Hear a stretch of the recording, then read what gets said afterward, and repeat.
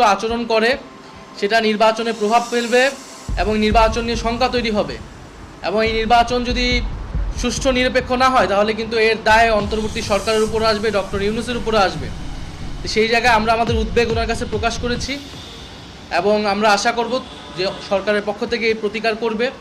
আমরা ইলেকশন কমিশনের কাছেও এই বিষয়গুলো বরাবর মতো বলে আসছি, আমরা আবারও যাব ইলেকশন কমিশনের কাছে, কারণ আমরা চাই 16 বছর ধরে বাংলাদেশের মানুষ ভোটাধিকার দিতে পারে নাই এবং বাংলাদেশে এই যে ফ্যাসিবাদ কায়েম হয়েছিল এর অন্যতম গুরুত্বপূর্ণ কারণ হচ্ছে এই নির্বাচন কমিশনকে দলীয়করণ করা হয়েছে, নিরপেক্ষ আচরণ করতে পারে না, মানুষ ভোট প্রদান করতে পারে নাই এবং বিভিন্ন যে নির্বাচনগুলো হয়েছে যেই নির্বাচনের প্রতি জনগণের কোনো আস্থা ছিল না।